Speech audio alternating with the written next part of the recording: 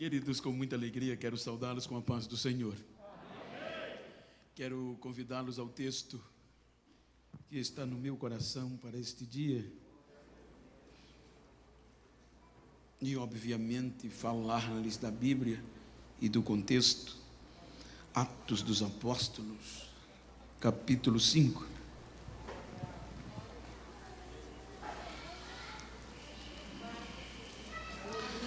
Eu gostaria de falar-lhes sobre desafios desafiadores.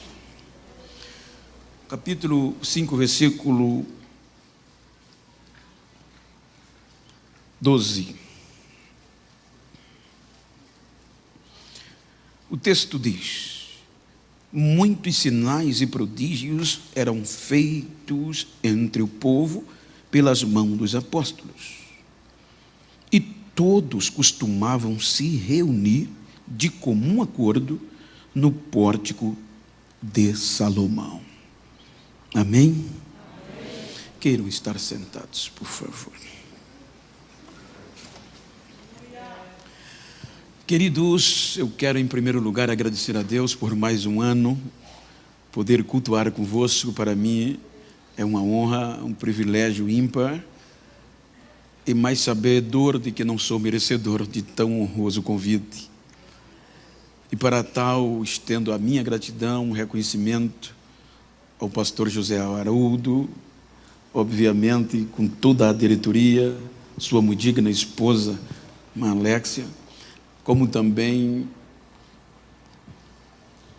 ao pastor Romenig, que me contactou, é um filho, obviamente no seu nome, no nome da diretoria, com a sua muito digna esposa, irmã Érica, e agradecendo a eles, é extensivo a todo o corpo ministerial e a igreja. Muito obrigado. Quero dizer da alegria de ser conduzido pelo presbítero Anderson, o carinho, o cuidado, e conhecer o pastor Frank, é uma honra lhe conhecer. Amados, não vou estender além do necessário, mas quero usar o contexto do texto lido para transmitir uma mensagem, obviamente, urgencial, sobretudo para nós pentecostais, tendo em vista os acontecimentos odiernos. Quando nós observamos o contexto, os irmãos hão de convir que há um desafio diante de várias sequências importantes. Primeiro, a religião. Segundo, a educação. Terceiro, os irmãos observam o jurídico. E quarto, o político. Quando nós, e econômico, obviamente, os irmãos hão de convir que o maior propósito de Deus com Israel era justiça. E pela justiça, que é o amor, recolher, trazer de volta a Ele todos os povos, todas as nações, conforme o capítulo 3 versículo 3 do capítulo 12 do Gênesis, todas as nações ou povos. Os irmãos vejam que com o decorrer da história, Israel perdeu o foco e obviamente chega ao limite que resolveu Deus silenciar e deixar Israel viver como quis por um período de 400 anos. Neste período de 400 anos de silêncio, que é o período que divide o Velho do Novo Testamento, a gente percebe no contexto histórico, nesse silêncio, uma degradação espiritual por parte do Israel e um crescimento politizado e pós-moderno.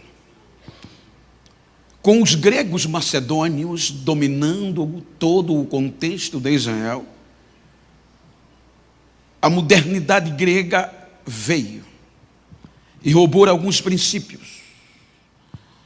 Com o advento dos romanos, subjugando o grego macedônio, veio a politização, aonde, diz a história, e pelo Novo Testamento a gente vê, que o interesse agora já não era mais almas, povos, mas sustentação eclesiástica, econômica e religiosa.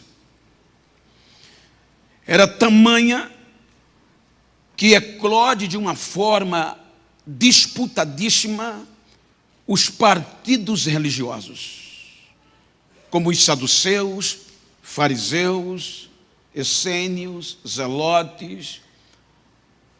E a Bíblia mostra que cada um defendia uma tese e batiam-se de frente.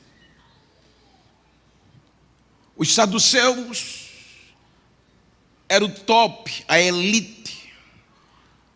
Era onde estava alocado o sumo sacerdote, levitas. Os sacerdotes mais importantes, as pessoas mais ricas e mais influentes. Não era qualquer pessoa que entrava neste partido. Porém, não acreditavam na ressurreição, na vida após a morte. Porque defendiam a lei escrita, só o que estava escrito, nada do que Moisés falou. O mais popular eram os fariseus. Esse abrangia mais pessoas, e além dele ser mais popular, nele estava a alta cúpula da educação, os escribas. Então os irmãos percebem que desencadeia o interesse, que por meio de um ser separado, santo, e o outro ser também quase que igual, em vez de focar em o resgatar, o amor, aonde a lei está fundamentada de Deus, eles esquecem isso e começam, em vez de facilitar para o povo chegar a Deus, eles dificultavam. Com as criações de normas, sufismos, ou seja, interpretações da lei que era difícil de o povo entender e muito menos cumprir. É daqui que vêm as tradições, as observações proibitivas, permissivas. Era daqui que surgia as tradições do pormenor do dia de sábado, que são 39, você não pode carregar a cama, você não pode cuspir no chão, você não pode, dificultava, e eles exigiam tanto que nem eles tinham capacidade de cumprir. Então isso era o que prevalecia. E para piorar, a nova geração, que era o futuro, estava sendo catequizada pelo poder educacional a continuar com estas mesmices. Veja que eles tinham tudo isso, e havia culto todo dia, e sobretudo o dia de sábado. Todos os rituais. Mas olha como entender. Culto frio, matava boi, derramava sangue, queimava incenso, oferecia líquido, oferta de libação, oferecia grão, oferta de cereal.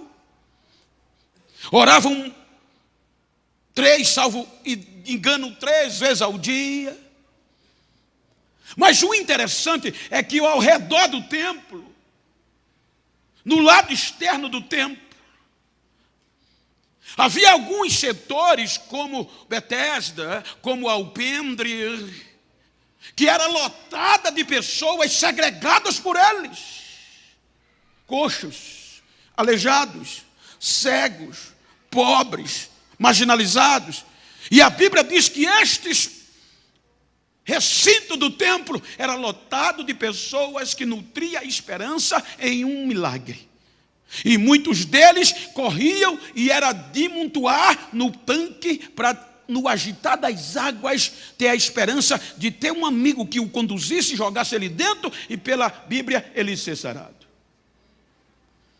Culto aqui, sem milagre, nem dentro nem fora. Culto dentro, oração, sacrifício, mas não tinha Deus. Aí vem uma nova geração.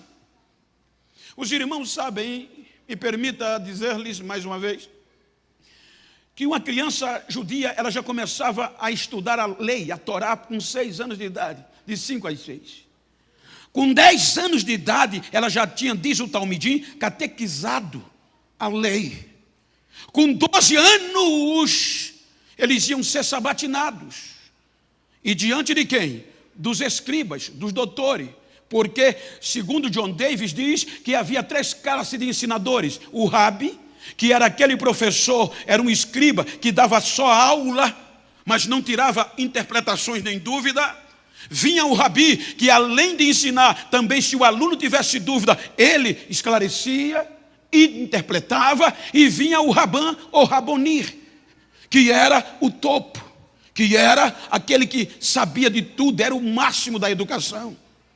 Vamos dizer, era o reitor, em um sentido bem lógico, bem claro. Então agora estas pessoas eram quem sabatinava essa nova geração. E o que era que eles focavam? O intelectual. Veja que a influência das pessoas era tamanha que aqueles que tinham e foram chamados para juntar, eles separavam, gente. A ponto que quem era da região do norte, da Galileia, eles não aceitavam, porque eles diziam que dali ali não prestava nada, nem crente eram. Então por isso que esse termo, esse dito, nada vem de bom dali, isso era comum. Porque vinha da religião. Então, quando eles sabatinavam, eles mediam o poder de influência intelectual daqueles jovens. E quando os jovens davam um show de resposta, com 14 anos eles continuavam a estudar aos pés de cada um daqueles discípulos. Cada um mais importante do que o outro. E assim eles iam formando as novas gerações de discípulos, baseado no ensino da mesmice que eles praticavam. Veja que a Bíblia diz que com 12 anos, Jesus era um autodidata. Ele nunca foi estudar, mas era de Deus. Então ele teve que passar pelo processo normal. E a Bíblia diz que Jesus dá um show, que os doutores ficaram o queixo caído. E eles ainda dizem, de onde vem tanta sabedoria? De onde é esse menino? É de Nazaré. Ah, joga de lado. Era isso que prevalecia. Jesus é jogado ao esquecimento. Com 29 anos, o Espírito Santo vem sobre ele. E agora está sobre ele a responsabilidade de cumprir a justiça. Ele disse, eu não vim destruir a lei, mas eu vim cumprir com base no amor.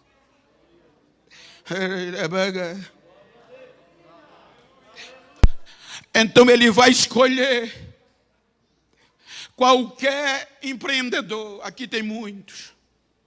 Qualquer investidor de bom siso jamais faria o que Jesus fez. O maior projeto de divulgação.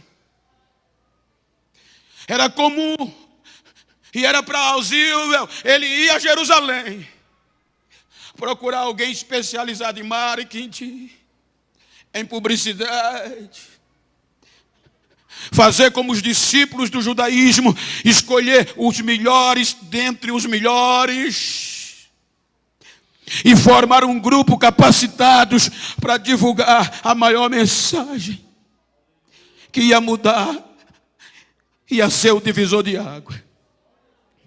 Mas não, ele contraria tudo.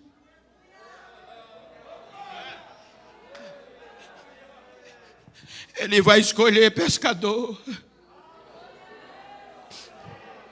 Ele vai escolher caipira, que não tinha diploma, que era rejeitado, não tinha um futuro acadêmico, não tinha anel no dedo, mas eram corajosos. Eles não tinham medo dos desafios.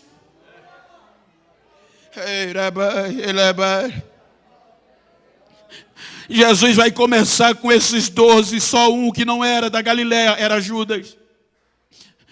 O interessante é que diz o contexto histórico, que enquanto os de Jerusalém eram elitizados da alta cúpula, intelectuais, sabiam falar bonito, educar, jejuar, está escrito.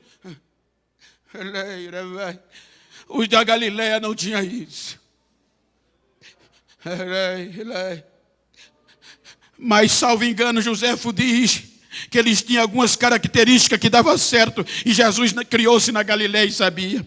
Primeiro, eram trabalhadores, laboriosos. Eles não tinham medo do desafio, da dureza que ia enfrentar. Segundo, eles eram resilientes. Se o vento, a tempestade os ferisse, mas não faziam eles desistir, eles se renovavam assim que a tempestade passava e entrava no mar de novo. E eles eram honrados, eles não se vendiam, eles davam mais valor à honra do que o dinheiro. Aí agora Jesus vai começar a pregar com esses homens o evangelho de amor e de desafios. Enquanto Jerusalém tinha glamour, enquanto Jerusalém enchia de gente nas festas, enquanto os sacerdotes eram ricos, enquanto eram influentes, Jesus vai começar a pregar o evangelho. O certo era em Jerusalém, como disse os irmãos dele: se tu quer ser conhecido, vai para Jerusalém. Mas ele não começa por ali, ele começa pela casa dos pobres. Ele vai para um casamento em Caná da Galileia e falta vinho. Só faltou vinho porque era casamento de pobre. E ali começa tudo. Faltou vinho, a água se transforma em vinho e assusta todo mundo, e o nome dele começa a vazar. Aí alguém dizia: apareceu alguém diferente. De onde? Lá da Galileia. Aquele é profeta.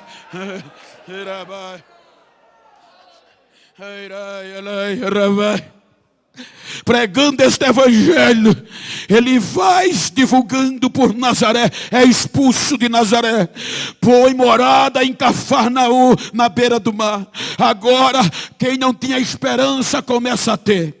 Agora em Jerusalém tinha todo o glamour, e em Cafarnaum só tinha catinga de peixe. Mas em Jerusalém não havia milagre. Agora na casa dele em Cafarnaum, o coxo levanta, a cama é deixada de lado. Lá começou a acontecer milagres.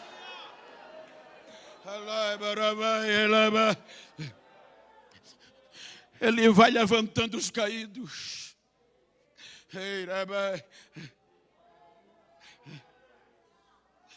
Ele vai rumando para Jerusalém.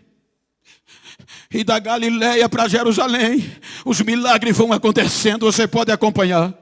As pessoas colocavam os seus doentes na beira do caminho, endemoniados. Ele vem para Jerusalém, vai passar aqui. A Bíblia diz que por onde ele passava, os demônios corriam, os doentes eram curados, os demoniados eram libertos, e o nome de Deus era glorificado, e a notícia chegava primeiro do que ele.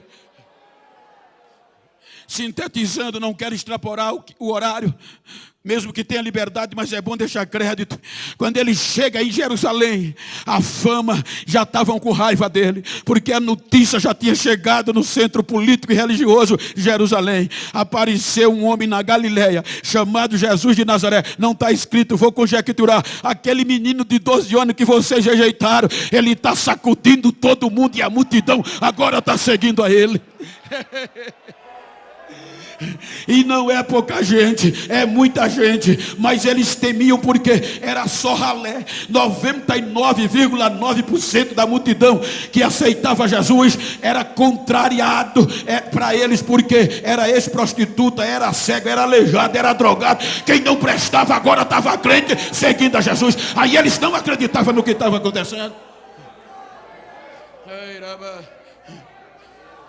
Aí Jesus chega em Jerusalém.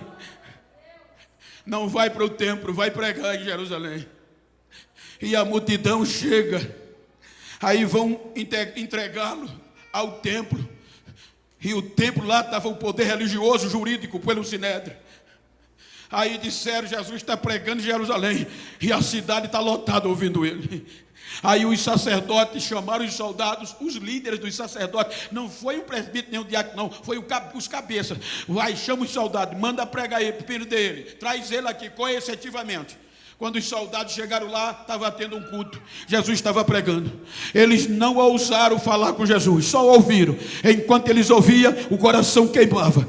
Terminou a pregação, João capítulo 7 diz isso. Eles voltam. Quando eles voltam, chega lá, os sacerdotes ficam irados porque não trouxe o prisioneiro. Questionaram, diz João, por que vocês não o trouxeram? Aí eles disseram, a gente nunca viu ninguém pregar daquele jeito. Ele prega com ousadia, com autoridade. Ele é diferente.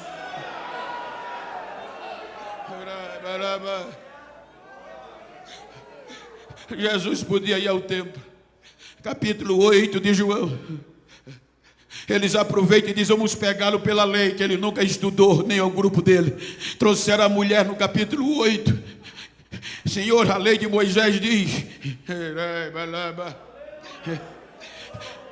Quem fosse pego em adultério tem que ser apedrejado até morrer. Essa mulher foi prega no ato.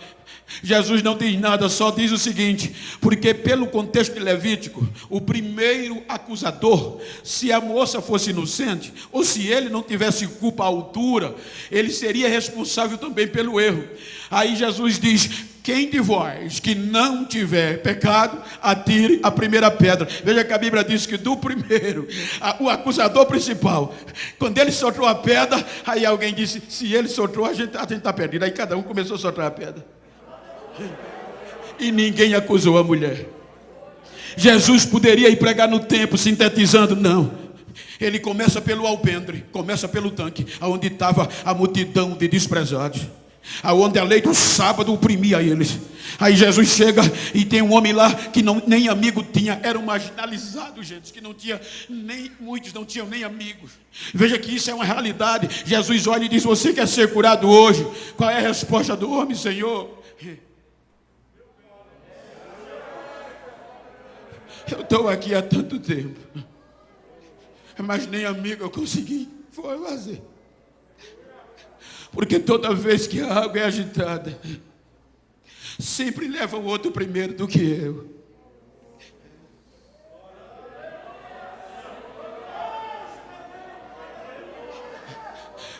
Não há registro de que nenhum doutor ou fariseu daquele foi lá ajudar esse homem.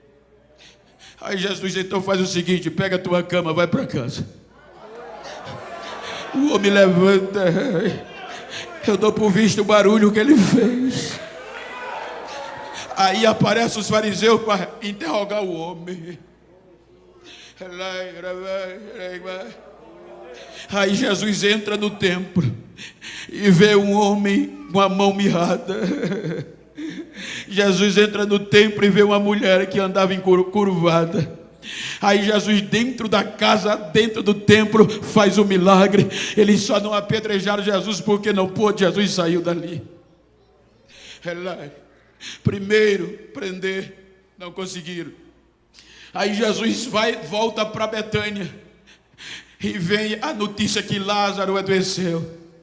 Aí Jesus vai lá, Lázaro já podre, o corpo na decomposição, a putrefação já tinha entrado, já é de 4 dias, Senhor, já cheira mal. Aí Jesus ressuscita Lázaro. Aí foi de arrebentar. Quando Lázaro sai vivo, a podrice não tinha mais ressuscitado.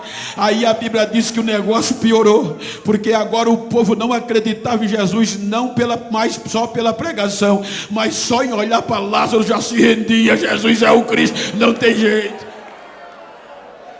Aí, para piorar, é desafio, gente, para piorar a situação, aí o que é que acontece? Maria e Marta e Lázaro dizem: vamos dar um culto em ação de graça. E faz um jantar, convida Jesus e muita gente. A notícia sai, vai ter um culto em ação de graça. Até quem não foi convidado ficou curioso para ir. A Bíblia diz que veio gente de toda a região, daquelas cidades circunvizinhas, não só para ver Jesus, mas para ver se era verdade, se Lázaro estava vivo. Aí chegou em Jerusalém a notícia: vai ter culto em ação de graça, que Betânia era pertinho. E quem é que está dando? É Marta e Maria, porque Lázaro está vivo. Mas então mandaram intrusos, fariseus, para ver o que ia acontecer. A Bíblia diz que quando o povo chegava no culto em ação de graça, que via Lázaro, que há pouco dia estava podre, sentado no pé de Jesus, já ia se rendendo, já ia se quebrando e aceitando o evangelho de Jesus como Salvador. Aí os intrusos voltaram e disseram o que havia acontecido. Aí houve uma reunião em caráter urgencial. Urgencial é emergente, é já, é para agora. A cúpula veio. E se você olhar o capítulo 11, a pauta foi cruel. Eles começaram a olhar um para o outro, dizendo: esse Jesus está fazendo muita coisa. Se a gente deixar ele livre, toda Jerusalém vai crer nele. E Roma vai destituir a gente do cargo. Então vamos fazer o seguinte: vamos discutir o que a gente faz. Aí, pela ordem do sumo sacerdote e pela interpretação da morte, decidiram matar Jesus. A Bíblia diz que agora não procuravam mais ele para prender, mas para matar. Porque se matasse ele, acabava com esse negócio. A ordem veio de dentro. Se mata ele, os discípulos dele são ignorantes, são iletrados e incultos. Eles dispersam rapidamente. Aí pegam os 2 pontos principais, para que além da morte, a deturpação do nome Jesus fosse completa. Primeiro, de cruz. Se você ler Deuteronômio, salvo engano, 21, 23, salvo engano, diz o texto que todo aquele, foi Deus que disse: todo aquele que for levantado no madeiro é maldito de Deus. Primeiro ponto, ele vai se tornar maldito. E quem quer estar perto do maldito? Quem vai lembrar do nome maldito? Já está dizendo maldito, é quando as pessoas falam mal. E segundo plano, vamos usar o lado romano. A cruz também, pelo lado romano, era o ápice da vergonha. Então quem lembrar dele é só em questão vexatória, só vai ser para denigrir e maldiçoar. Então levam Jesus à cruz para matar, para acabar. Veja que o plano foi tão certinho, foi tão equilibrado, tão bem arquitetado, que na noite da prisão a maioria dos discípulos vazaram. Os 2 que ficaram, um ficou de longe e o outro desistiu, disse que nem conhecia ele. Veja como o plano foi bem arquitetado. Jesus passa a aflição da cruz. A esperança dos discípulos foi embora.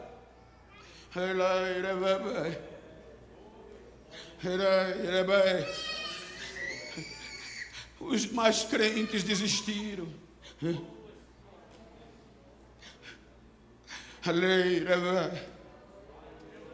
Ao pé da cruz, só um discípulo, porque os outros tiveram vergonha de ir. Terceiro dia, uma das irmãs mais crentes do ministério de Jesus, chamada Maria Madalena, reuniu outras irmãs, sem esperança, no desespero, vai para o túmulo. E a Bíblia diz que elas não foram para o túmulo na esperança de ver Jesus vivo, foram embalsamar o resto mortais dele, porque a esperança foi embora. Quando elas entram no sepulcro, que o sepulcro está vazio, me ajuda ajuda aí, por favor. Se o sepulcro está vazio, ela se desespera. Veja que os anjos vieram e disseram: Maria, por que você está chorando? Ela diz: roubaram o meu Senhor, o corpo do meu Senhor. Os anjos reforçam e dizem: Maria, eles não roubaram não, Maria. É que ele ressuscitou, ele está vivo. A morte não pode prender ele, Maria. Mas não foi suficiente. O desespero bate, diz João capítulo 20, que ela sai do sepulcro e vai para o lado de fora, e desespero chorando. Quando se vira, vê um homem, e pensou que era o jardineiro, e vai correndo e diz: jardineiro, jardineiro, se tu roubasse o corpo do meu Senhor, diz aonde puseste, desespero, que eu vou buscar. Aí a voz vem: Maria, por que choras, Maria? Em outras palavras: Maria, ainda há esperança. Eu estou vivo, Maria. Veja que ela não chama mestre Rabi, ela diz Raboni. Sim, Maria, sou eu.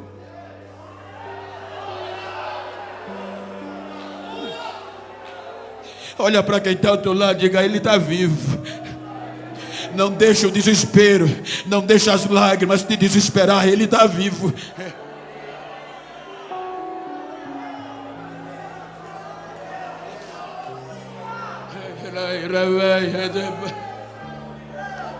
Olha que coragem, para mim é uma das maiores mensagens que a gente deveria gravar. Ele diz a Maria: vá, Maria, dizer aos seus irmãos e meus irmãos que eu estou vivo. Eu vou para Galiléia primeiro e vou esperar eles lá. Ele poderia ir para Jerusalém, se apresentar, resolvia tudo.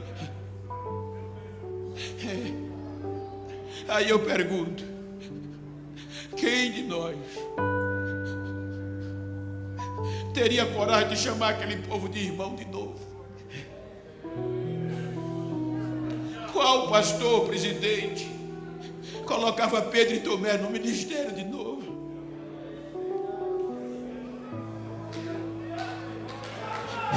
Quem das irmãs queria Maria Madalena cantando no conjunto de novo?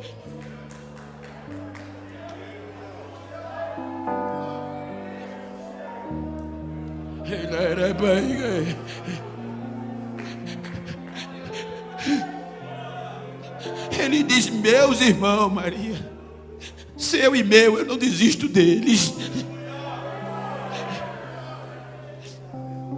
Renova um por um.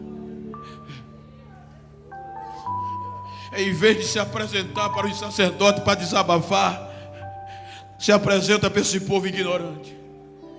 Passa 40 dias sarando as feridas, restaurando eles, fortalecendo-os. E quando vai ao céu, ele diz: fique em Jerusalém, até que do alto sejais revestido de poder. Aí vem a agravante.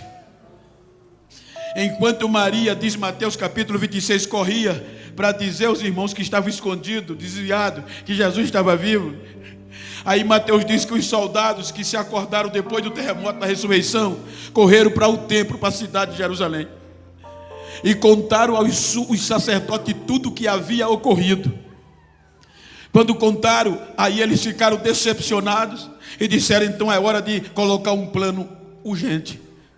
E disseram: vamos dar muito dinheiro a vocês, para vocês dizerem ao povo que ele não está vivo, porque a voz de vocês é a nossa voz, e a nossa voz é a voz de Deus para o povo. E a cidade estava cheia de visitantes por conta do final da Páscoa.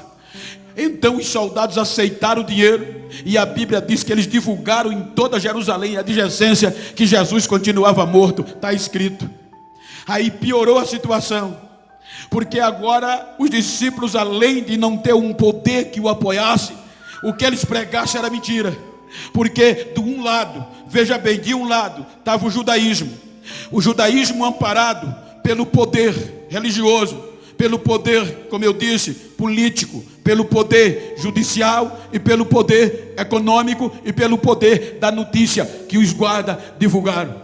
Do outro lado, tinha um grupo sem estudo, sem saber falar bonito, sem representante na política, sem representante no império, sem representante religioso e sem dinheiro liso. Quem tinha chance de ganhar? E o judaísmo ainda tinha o poder da educação, os escribas, intérprete da lei, que dizia que aquilo era uma mentira.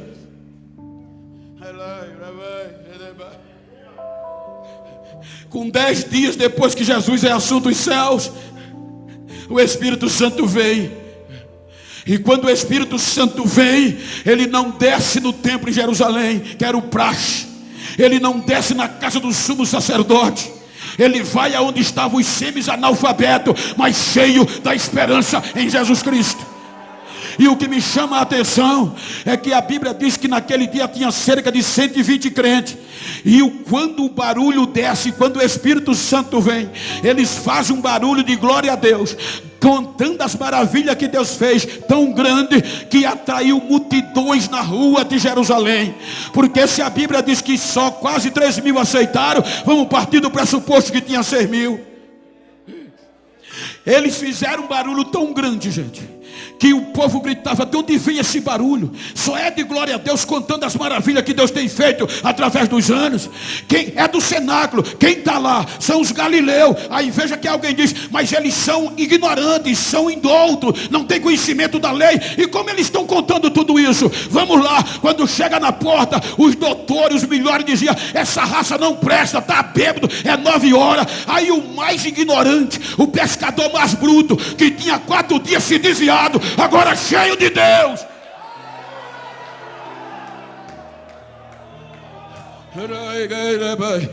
vai para frente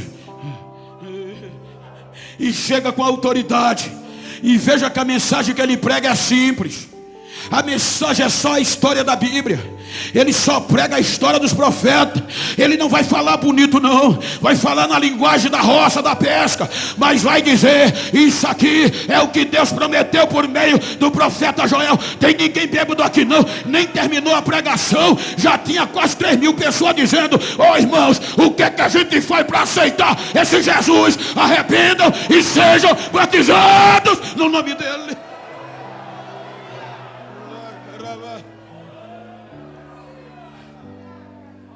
Esse é um dos maiores perigos da nossa geração. Estamos esquecendo do que a gente é. Estamos querendo atrair as pessoas pelas palavras bonitas,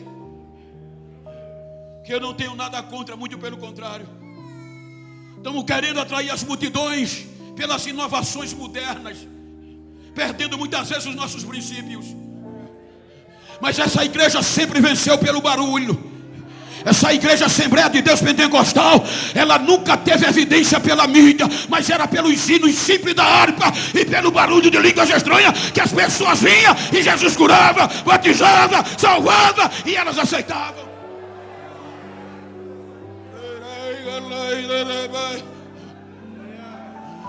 Eu tenho certeza que eu estou numa igreja pentecostal, não estou? Senão eu não estaria aqui.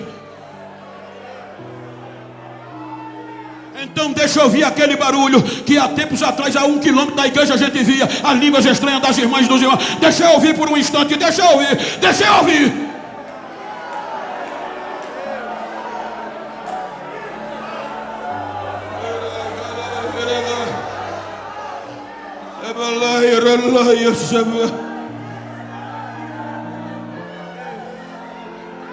Quase 3.000 pessoas. Para piorar, Pedro e João vai orar às 3 horas da tarde, aonde? No templo. Porque para os judeus, o único lugar certo de adorar era o templo. Porque Deus tinha dito: toda oração que você fez nesse lugar.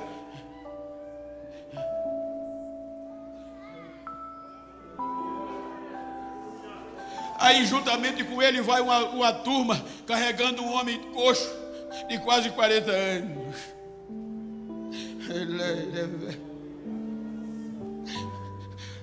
Olha para eles e diz: dai-me uma esmola. Era o co-pastor, o vice-presidente e o crente que Jesus mais amava. E estavam lisos, pastor.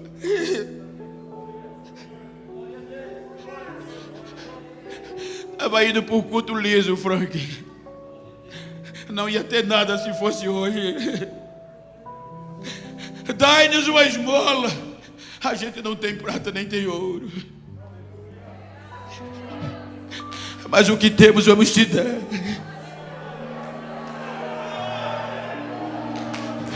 Em nome de Jesus, levanta e anda.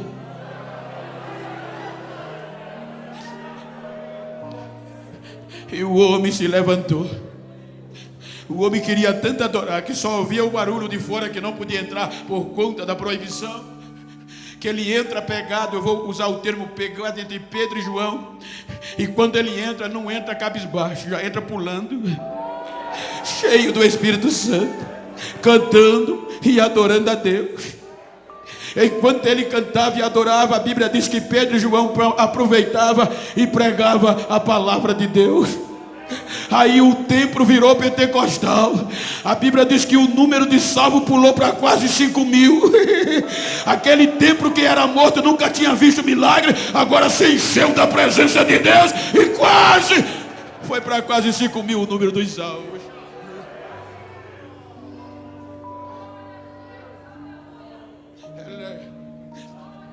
Aí chamam eles coercitivamente, o poder jurídico, o poder sacerdotal, para interrogá-los.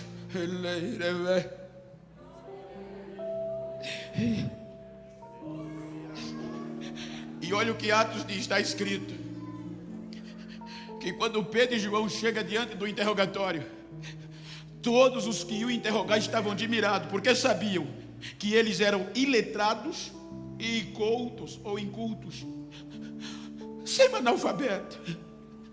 E como eles faziam aquilo? E a Bíblia diz que o homem que foi curado estava com eles, e contra fato não há argumentos. Aí sancionaram, ameaçá-los, prendê-los e dizer-lhes que não falassem mais no nome de Jesus. Atos diz que prenderam ele para continuar no dia seguinte o interrogatório. Quando prenderam naquela noite, que preparavam o interrogatório para o dia seguinte, a Bíblia diz que o anjo de Deus entrou na cadeia, tirou-los de lá e deu a ordem: continue pregando a palavra de vida. No dia seguinte, quando eles abriram a sessão, que mandaram buscá-los na prisão, a Bíblia diz que o chefe dos soldados, e os soldados chegaram lá, o soldado estava na porta, no posto, no segundo posto estava, a prisão estava fechada, mas quando abriram não tinha ninguém mais não. Aí voltaram desesperados, contaram, aí disseram o que foi que houve, perplexo. Aí chega alguém: é aquele homem que vocês prenderam ontem? Eles já estão pregando no pátio do templo a mensagem do Evangelho. Aí mandaram buscá-los, ameaçaram, mas eles não pararam.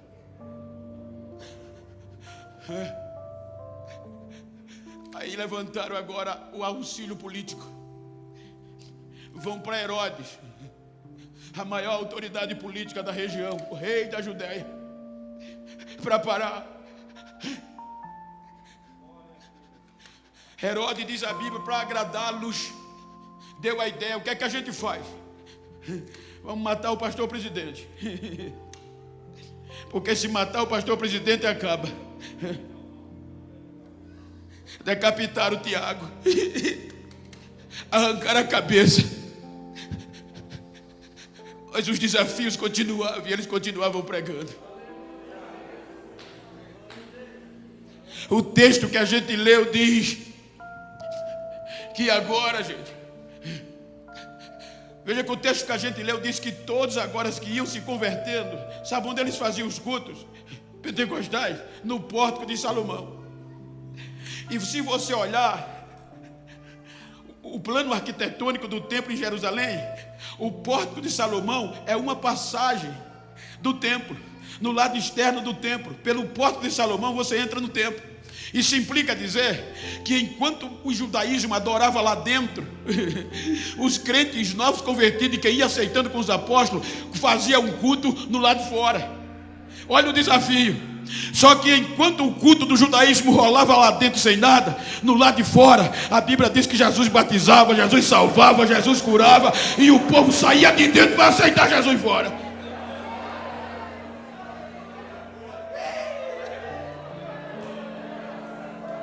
Se você continuar o texto, vai ver dizendo que a gente leu, que muitas pessoas se achavam importante, acreditavam, mas não tinha coragem de ir para aquele culto, mas respeitava eles, porque o povo não perdia, até as pessoas traziam os doentes, os endemoniados, para a sombra de Pedro passar, e ele ser curado, e era.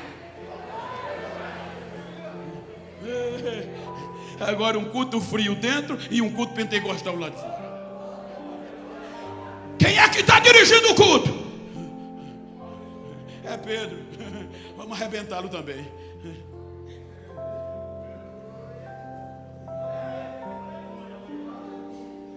Primeiro vamos interrogá-lo e vamos ameaçá-lo.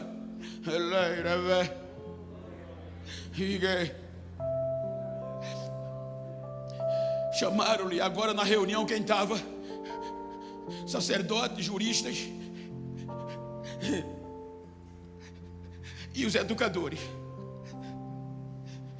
Quando Pedro e João chegou, nem falou, só disseram: a gente já não disse a vocês que não é para falar nesse nome? Aí o doutor Gamaliel, que era o rabino, reverenciado, o rabi, venerado, diz a Bíblia, porque era o top dos tops, disse: irmãos, tire esses homens daqui por alguns instantes. E ele vai dizer: vocês sabem, gente, que anos atrás apareceu um homem inteligente chamado Teuda, dizendo ser importante, juntou com ele 400 homens, só que ele foi morto, mataram ele, e os 400 desapareceram. Recentemente apareceu um galileu chamado Judas, e a mesma coisa. E agora tem esses homens aí.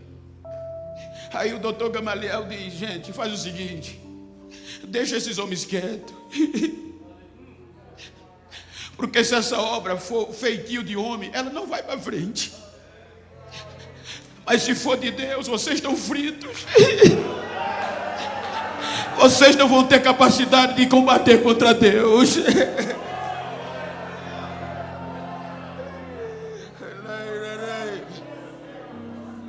Ameaçaram-lhes e mandaram eles embora. Aí eles começaram a pregar, gente, unidos.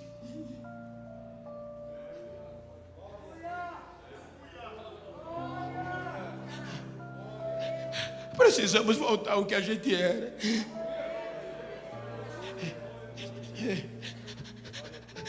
A coisa que Jesus fazia aqui, esses textos que a gente leu e os acontecimentos, não era porque tinha doutor, era bom que tivesse, mas não tinha. Só tinha ignorante e ralé, porque os doutores tinham vergonha de cultuar.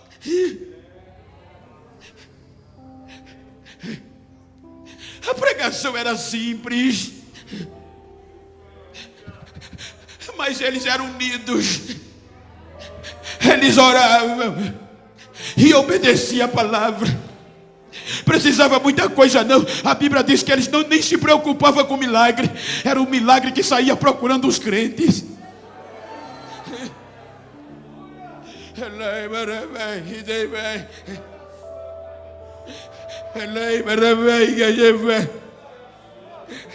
Hoje eu sou a favor, nada contra, só um exemplo. Mas hoje a gente está se preocupando em pregar muita prosperidade humana. A gente está procurando pregar porque é o que dá agenda, muita promessa terrestre. Mas não, gente, enquanto a gente não orar como orava, não ser unido como era, não obedecer como obedecia, a gente pode até morar em condomínio, mas isso é passageiro. Mas o bom é ter milagre, é ser cheio de Deus, porque a nossa esperança não é daqui, é de lá.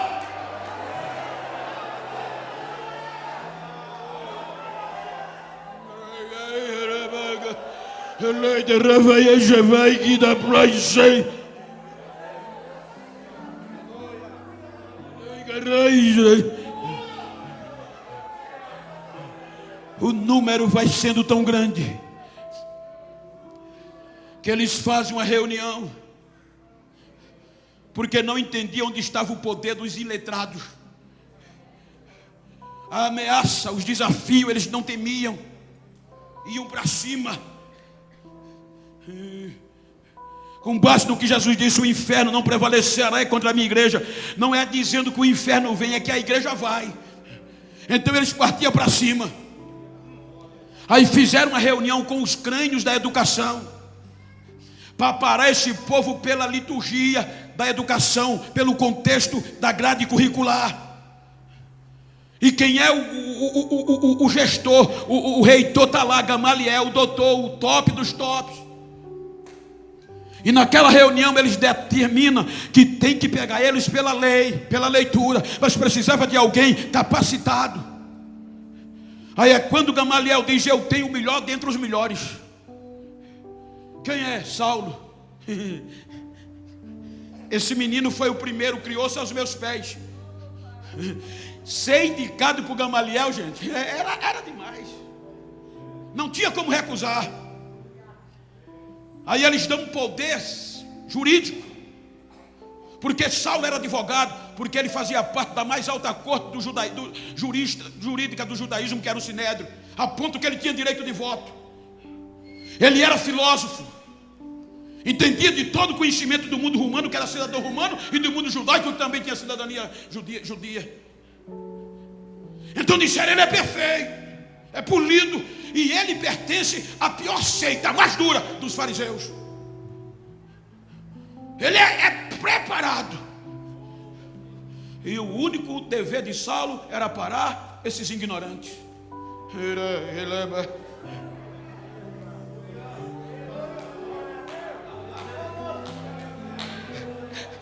Ele entra com ordem jurídica e sacerdotal.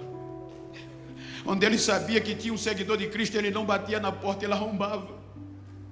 Com a escolta, a Bíblia diz que ele arrastava as pessoas, não pedia educadamente embora, ele saía arrastando e assolando, pisando de pé, ele e os soldados. E consentia na morte de quem precisava morrer e dava voto favorável.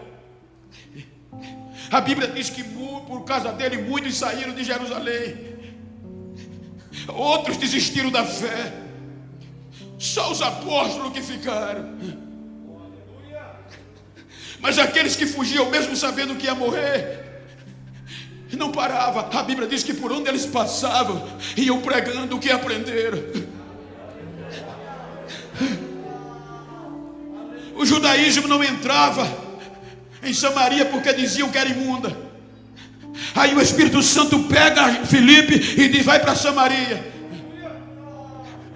Filipe chega em Samaria sem dinheiro, sem hotel, sem cachê. E a cidade de Samaria era idólatra, em um homem chamado Simão Mágico, que pela magia enganava o povo, e o povo chamava ele de Deus. Aí Filipe começa a pregar o evangelho e Jesus vai com ele. A Bíblia diz que Samaria vira pentecostal.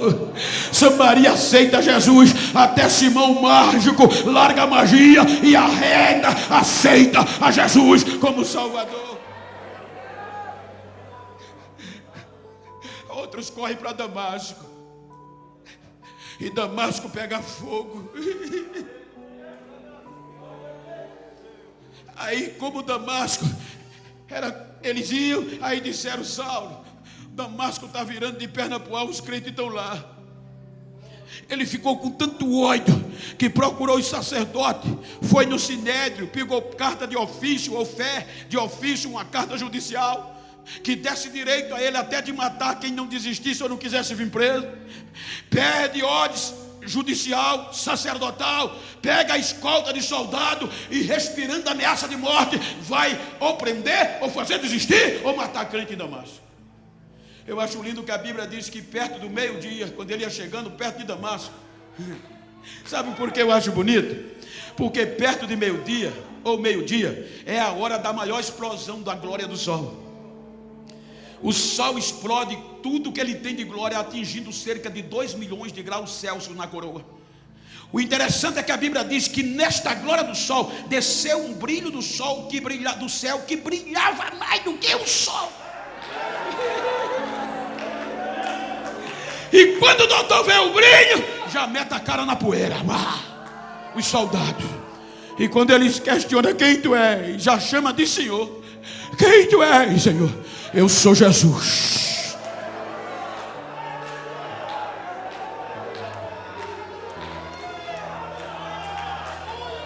A quem você persegue?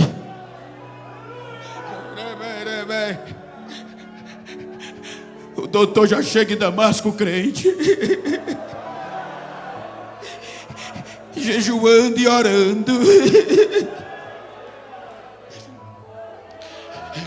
Aí Jesus, para mostrar a ele que esse negócio de evangelho não depende da sapiência nem do poder do homem, mas de Deus, porque Jesus não podia curar ele. Aí Jesus vai na casa de um crente iletrado, Ananias, que morava em Damasco, e diz: Ananias, conversando na visão, tinha um jovem que vem aqui para Damasco e eu resolvi cegar ele no caminho. Eu vou te dar o endereço, ele está na rua chamada direita, na casa de Judas. Vai lá. Eu quero que você ore por ele, para ele recuperar a visão e eu encher ele do meu espírito. Aí Ananias comete a besteira de perguntar quem era. Quem é, Senhor? É Saulo de Tarso. Meu Deus, misericórdia, Deus. Eu estou sabendo que esse homem veio para nos levar preso e até nos matar. Esse homem é cruel. Ele era Ananias. Eu já quebrei ele no meio. Ele agora é um vaso escolhido para mim e levar a minha mensagem.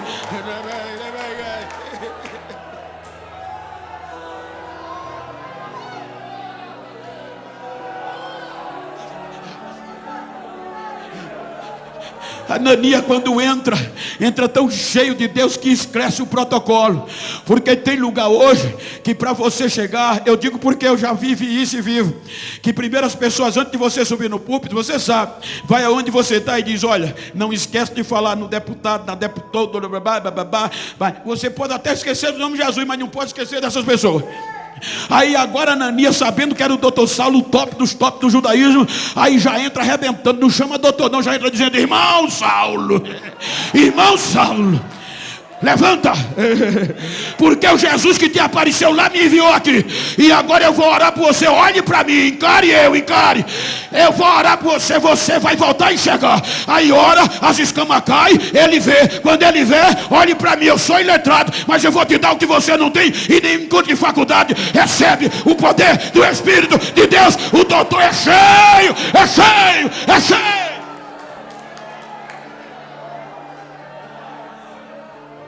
Diga para quem está ao seu lado, diga, se você puder, diga: estude. Diga com fé, diga: estude o máximo que você puder. Mas não esqueça desse negocinho aqui. Porque lá fora está uma onda aí. Eu tenho amigos que começou a estudar, fazer teologia, filosofia, até deixou de ser crente. E chega no culto, além de cultuar, fica criticando. Quando eu sou doutor pela Universidade Federal do Rio de Janeiro, no contexto da pós-graduação em teologia. Quando eu fui fazer o juramento, depois da festa, aí alguém importante que se formou também disse: Bento, agora tu vai ter que pregar diferente. Como? Tu não pode nem tirar o pé do chão, porque agora tu é doutor, olha o anel no dedo. Tu tem que pregar com ética. Eu digo: tá certo, mas tem que ser assim, então toma teu diploma de volta. Porque na Assembleia de Deus, doutor também profetiza. Na Assembleia de Deus também, doutor fala em línguas estranhas. Na Assembleia de Deus, doutor também encontra laço, rodopia. Na presença de Deus ainda acontece.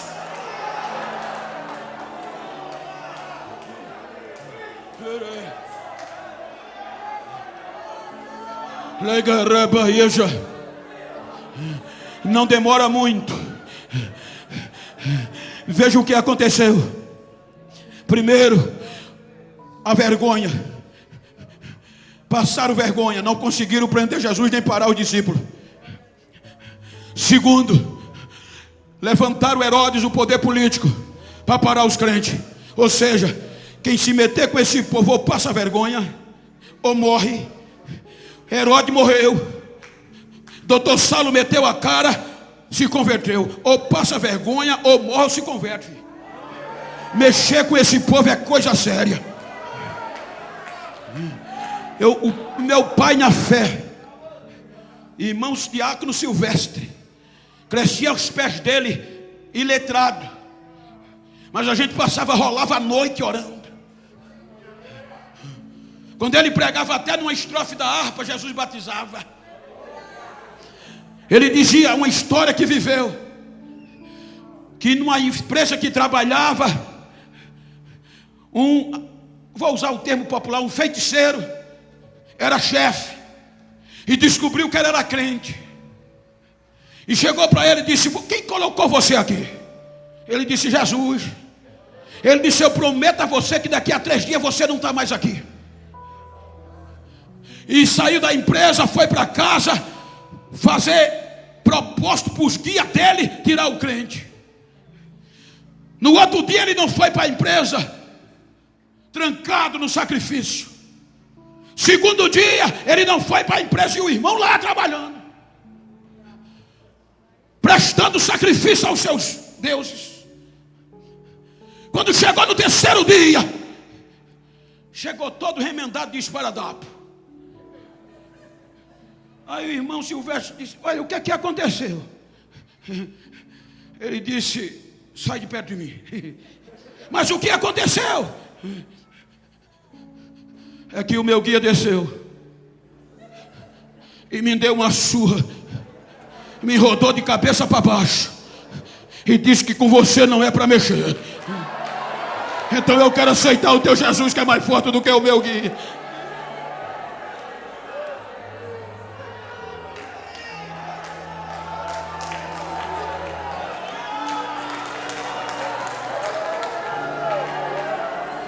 Não demorou muito. O doutor Saulo agora já era servo, escreve a carta aos Romanos, a capital, porque o povo dizia que ser crente era vergonhoso. Ele abre o peito e diz: eu não tenho vergonha do evangelho de Jesus Cristo, porque é poder de Deus e salvação para todo aquele que crê.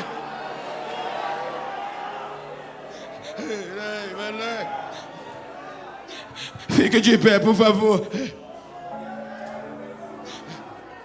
Os desafios nos afrontam. Os desafios nos afrontam. Precisamos voltar ao que a gente era, gente. Precisamos voltar ao princípio. Não estou falando em ser ignorante, não. Eu estou falando no contexto do Pentecostes. Porque nós estamos vivendo dias que tem muitas igrejas que não podem mais falar línguas estranhas. Igreja pentecostal. Eu não estou nada contra, que eu também estudei, eu sei. Mas eu estou no meio dos pentecostais. Tem muita igreja que você já não ouve mais palavra de glória a Deus, línguas estranhas, porque foi substituído pelas palmas, que também é prazível a Deus e adorar. Tem muitas igrejas hoje, depois da pandemia, que o pastor diz: Bento, os crentes estão depressivos, prega devagar, porque não pode falar línguas estranhas. Não é mais como era. Mas eu louvo a Deus que no dia 23 de janeiro de 2022 eu estou no altar da Igreja Assembleia de Deus em Campo Mourão, e aqui a gente ainda pode falar em línguas estranhas, pode. Então recebe poder do Espírito Santo aí. Vai, deixa eu ouvir o barulho de línguas estranhas. Se tu tem, seja renovado agora.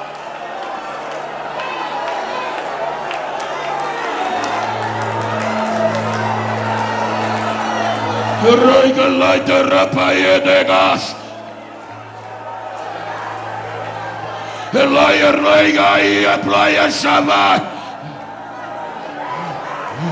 Te ploi que chaya chegai. Eloia reiga e a dolaya chega. Ele plaiga. Eteiga e a laia Deus. Eu estou derramando um avivamento tal nesta noite. Eu estou restaurando sonhos e projetos, e a minha glória está invadindo vida. Assim diz o Senhor desta igreja agora.